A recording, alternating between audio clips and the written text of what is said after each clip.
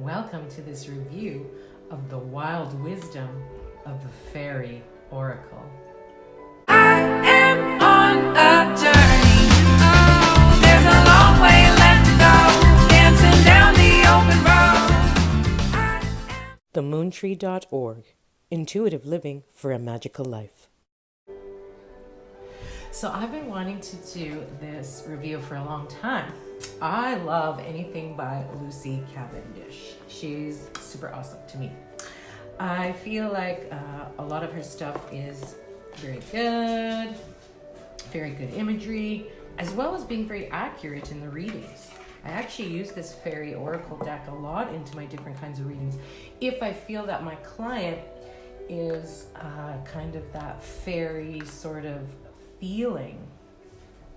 So when you open the box, it's like this, and you get a big book. And there's a lot of writing in it though, and it's black and white. So that's one little negative thing against it. So that's gonna go against her scoring at the end of this when you watch the score.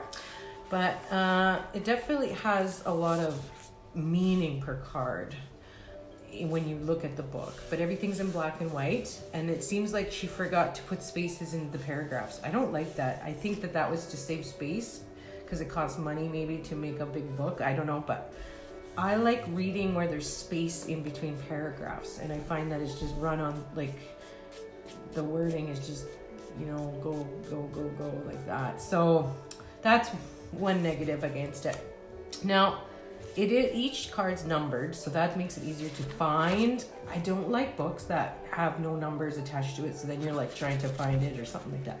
I like to have a number attached so that I can easily, quickly find my answer, right, when I need to. So that's the book, anyway. Then we get into the cards themselves, which look very nice. They've got a nice pink and green, which is actually my brand colors. This pink and this sort of off green goldy thing like that she's got going on. It's very similar to my colors at my brand of www.themoontree.org, and I kind of try to stick to that color palette as best I can. I mean, it doesn't always happen, but that's what I do like about this deck too, is that color of the back of the cards. The cardstock itself is I'd say bendable, and she used a glossy, Lucy Cavendish used a glossy sort of finish to the cards. Okay, so let's look at a few of these cards. Now, she does read them in reverse as well as regular. So when it is reversed, it is kind of a more of a challenge, we'll say. But each card's numbered. So, you know, Little Boy Blue, Scared to Fly, Silver Sisters. But look how beautiful. This is kind of a sexy deck to me. There's a lot of, I don't know, it just makes it feels sexy to use, and it's like the characters are beautiful and fit and slim, but it's also, it brings this sexy magic, we'll say.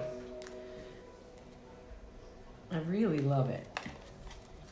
I love the color scheme. I love the imagery.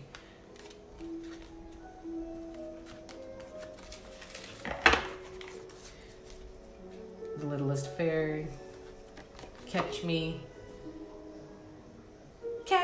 I'm falling. Doo, doo, doo, doo, doo, doo, doo. Oops, I just went back to the 80s.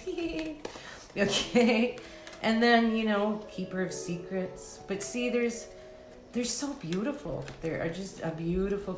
I love this deck. I do. I love it. But that's me. I mean, this is obviously not for everybody.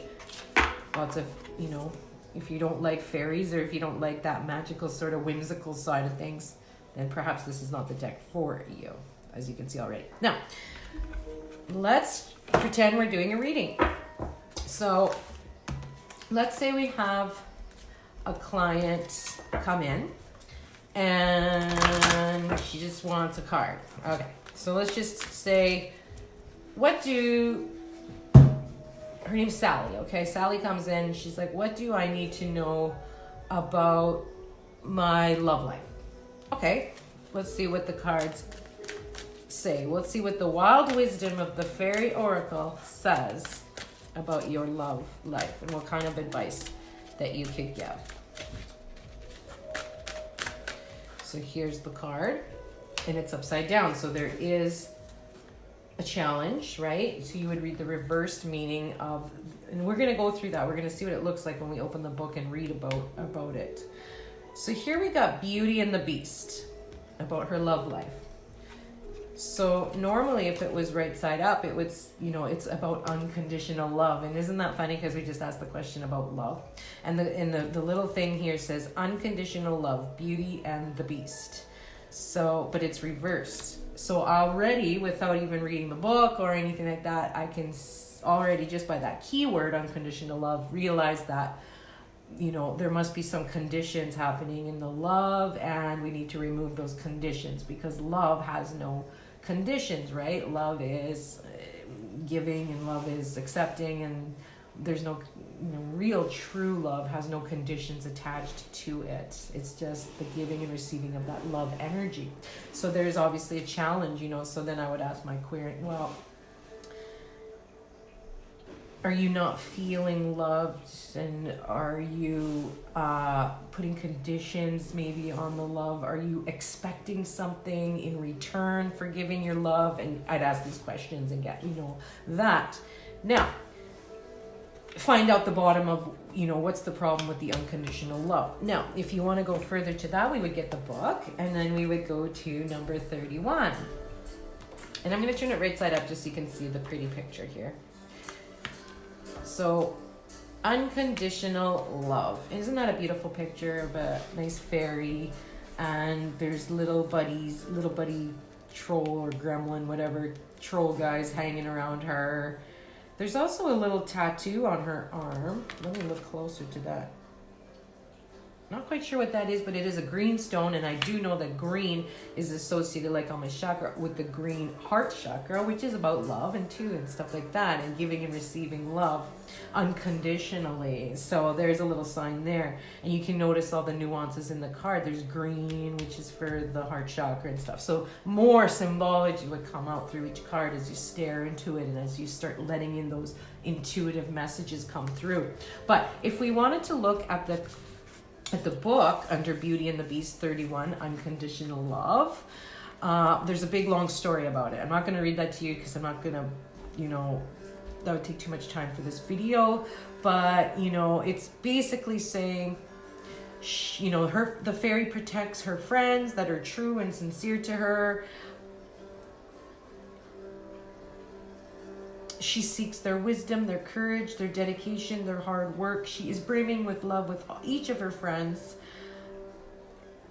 And their appearance being different than her. So remember we talked about there's little trolls here. They look different than her, right? So even their appearance, though, does not matter to her. And that is unconditional love, right? And then he goes on and on about that.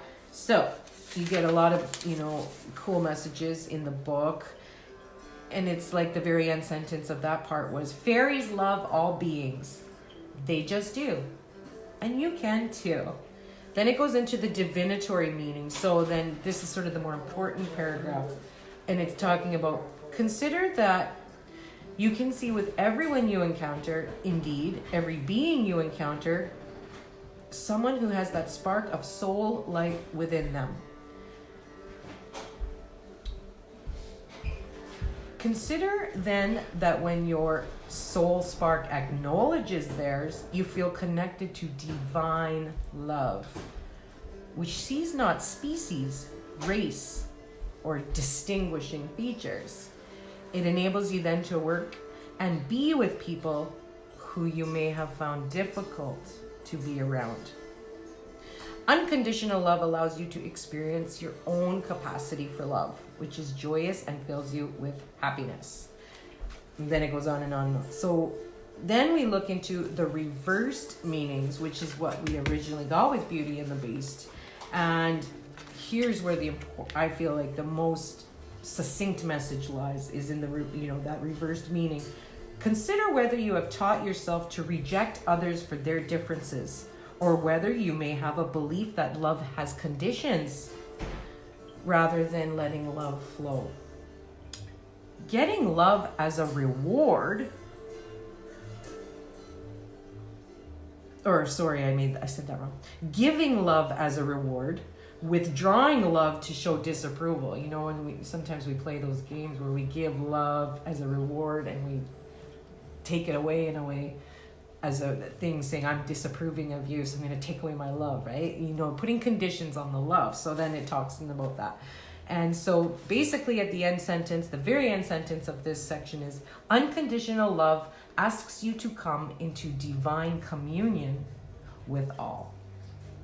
So as you can see, the book's very good with these really cool messages, but you got to read about that. And if you were doing a real reading on a person, you wouldn't obviously want to open the book. And so it's important to learn all the things. But a lot of times I use my decks, and I have not read all the book. I have not read all the cards. I just go with the picture, the symbology within the picture, and maybe the keyword or whatever, but whatever comes to me intuitively. So often, you know, when I teach my students, I say, don't even look at the book. Like, do the book later when you already have gone through a lot of the cards intuitively. Because that's more fun too. It's like, I don't know, most of the time your messages that come through intuitively and the symbolism from the card is enough anyway that you don't even need the book. But the book is always cool for an extra information thing. Now, what is my score for Lucy Cavendish's Faery Oracle? I'm going to give it an 8.5 out of 10. I love this deck. I feel that the pictures are so great and so beautiful. It's a nice card that I use even for my weekly energy forecasts on my website. I love that beautiful feminine sort of energy. So for me, it's an 8.5 out of 10, definitely. The only thing I would improve on next time, if she were to recreate this deck, I would add spaces in the paragraphs. Perhaps consider making the pictures in color. You know, these pictures in color, because that gives a certain... Because when a person buys an oracle deck, they look at all these things. They look and they feel at the cardstock used. They, consider the book. They consider the imagery and how deep it is and how beautiful it is. And I know beauty is a lot subjective, but there are certain things to an oracle deck that are important. And that's, I'm in the midst of making my own oracle deck right now, and I'm considering all these factors that goes into making a deck. It's not easy, but if a person ever wanted to improve, I would say, Lucy, next time if you make this kind of deck, spend more on the book and make your cards a little more expensive if you have to cover that cost. Spend more on the book. Add some spaces to the paragraph. Make it in color. Also consider not having a glossy, slippery deck. Some people like glossy, but I feel like when you're shuffling and then the cards all fly all over the place, I prefer a little bit of a matte sort of way to with the cards, and I would also prefer a tiny bit thicker cardstock than this. This is pretty flimsy.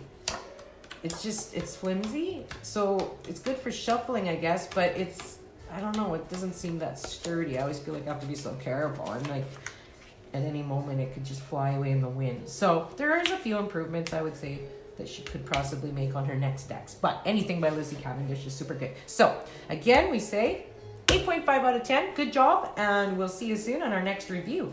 Visit us at www.themoontree.org, helping you navigate life's energies.